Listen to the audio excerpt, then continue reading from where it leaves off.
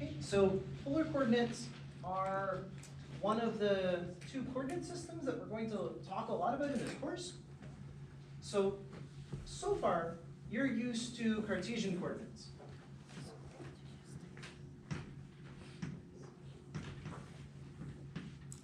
Right, where you've got the x-axis, y-axis, and to measure the position of a point,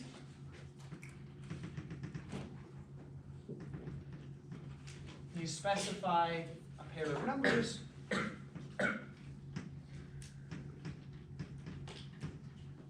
Okay, and that gives you some point in space.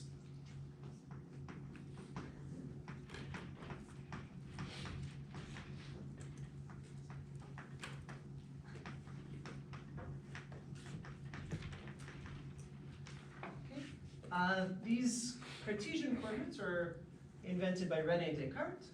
He was extremely sick. He was lying in bed and he saw this fly up on the ceiling and it was moving around. And he said, how can I describe to someone else the way that that fly is moving? He was a sick man. So what he decided is you'd measure the distance from one wall and then the distance from the other wall and then tell the person that distance. So he saw a point in space and he measured from one wall to the other wall and said where it was. And then he could plot a trajectory. Okay, so that's Cartesian coordinates. Now, this is useful for a lot of things, but there are other coordinate systems. And what's kind of neat is that in mathematics there's actually infinitely many coordinate systems. Right? When I look at this blackboard, it doesn't have a preferred coordinate system that comes with it. I have to put one on it if I want to describe positions on this board. So another thing that we'll use is polar coordinates. Okay, so in polar coordinates, we've got this kind of one axis called the radius r. And to describe the position of a point,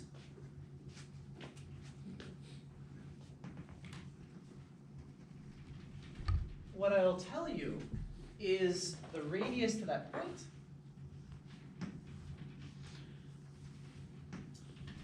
and the angle that it makes with that axis.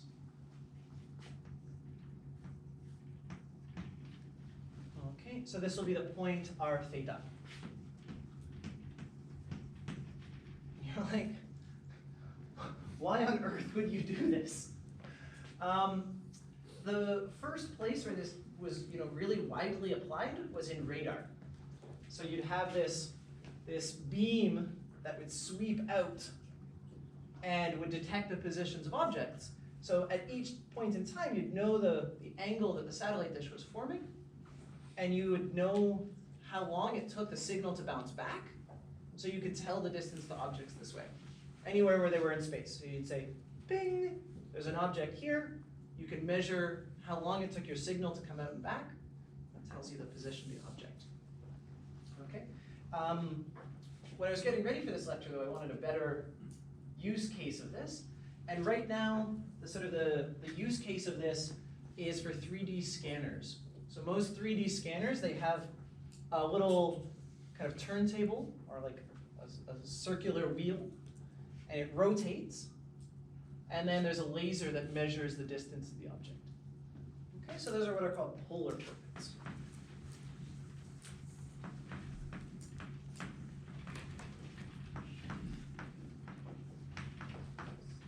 Okay, so they're well adapted for things where we need some kind of circular symmetry, like radar.